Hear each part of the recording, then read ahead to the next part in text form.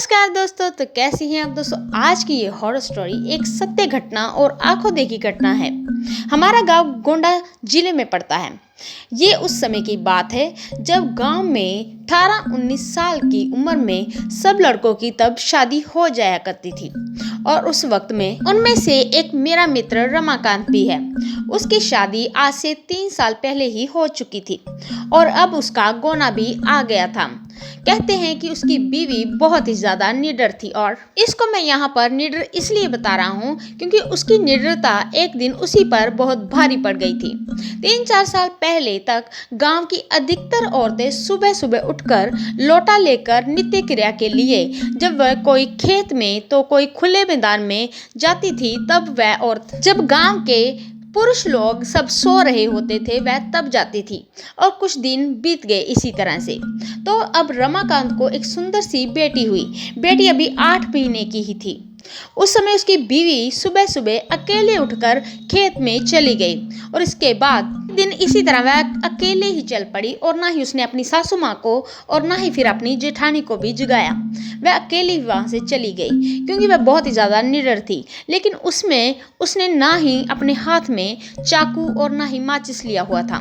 जिस घर को कहते हैं बच्चा पैदा होता है, उस घर से 1 साल तक उस औरत की घर से बाहर अकेले नहीं जाने दिया जाता है, वह भी सुबह सुबह बिना किसी को साथ लिए, क्योंकि उस औरत पे भूत प्रेत का कहते हैं कि साया जल्दी ही पड़ जाता है। लेकिन वह वहां से अकेली ही चली गई थी। तभी वहां पर एक बेल का पेड़ लगा हुआ था। कहते हैं कि उस पर उस समय एक चुड़ैल घूम रही थी जो कि उसको वहां से देख रही थी। वह अकेले खेत पे नहीं जाना चाहती थी, लेकिन फिर भी वह वहां पर आ गई थी। जब रमाकांत की औरत खेत से वापस लौटी तो उसने अपना लोटा फेंक कर पलंग पर बैठकर वह गाना गाने लगी।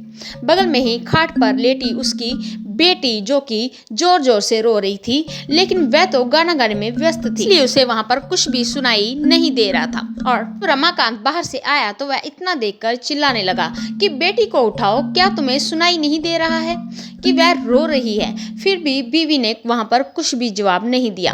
तब तक रमाकांत की भाभी भी वहां पर आ गई थी और वह समझ गई थी कि ये आखिर कौन है, और रमाकांत को उसने इशारा किया कि जाओ जल्दी से वहां से दादाजी को बुला लाओ। इतना सुनते ही रमाकांत भी समझ गया कि मेरी बीवी के ऊपर जरूर किसी चुड़ैल का साया है।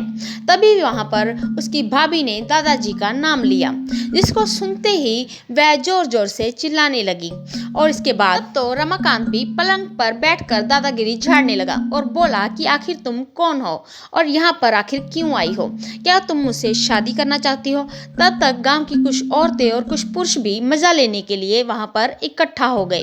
चुड़ैल ने कहा कि मुझ में तुम्हें क्यों दिलचस्पी हो रही है। इतना सुनकर रमाकांत डर गया। चुड़ैल ने कहा, क्यों मुझसे शादी करने के लिए तुम आतुर हो रहे हो। तो रमाकांत झट से बोला कि मैं कुछ काम धंधा तो करता नहीं, लेकिन अगर तुम साथ रहोगी तो धन दौलत लाती रहोगी मेरे पास। चुड़ैल ने हंसकर बोला, ऐसा कुछ नहीं होता है। चुड़ैल ने कहा कि मैं तब तुम्हें सब कुछ दूंगी, पर अभी नहीं, क्योंकि तुम अभी जीवित हो। रमाकांत समझ गया कि अब मेरे हाथ कुछ भी नहीं आने वाला है। तो उसने बोला कि ब्राह्मण परिवार में आते हुए तुम्हें डर नहीं लगा। और नीचे बैठे हुए सब लोग उसका मजा लेते हुए हंस रहे थे। तब दादाजी भी बाहर से आ गए और बोले कि सब लोग यहाँ से हट जाओ और सब अपने अपने घर जाओ। इतना सुनकर भी लोग वहां से चले गए। इतने में रमाकांत की बीवी भी पलंग से नीचे उतरकर सिर पर पल्लू डाल लिया उसने, और चुड़ैल भी वहां से चली गई। तब रमाकांत मन ही मन में बड़बड़ाने लगा और उसके बाद वह सोचने लगा कि इनको भी अभी आना था। अगर थोड़ी देर बाद आते तो क्या पता कि मैं भी मालामाल हो जाता। बेचारा रमाकांत बहुत दुखी हो गया था। तो दोस्तों, कैसी लगी आज की ये हॉरर स्टोरी। ऐसी हॉरर स्टोरी सुनने के लिए आप हमारे चैनल को लाइक शेयर सब्सक्राइब करना ना भूलें। प्लीज़ दोस्तों, हमें आपके सपोर्ट की बहुत ही ज़्यादा ज़रूरत है। और अगर आपको ये हॉरर स्टोरी पसंद आई है तो इसे अपनी फैमिली और फ्रेंड्स के साथ भी ज़रूर शेयर करें। धन्यवाद।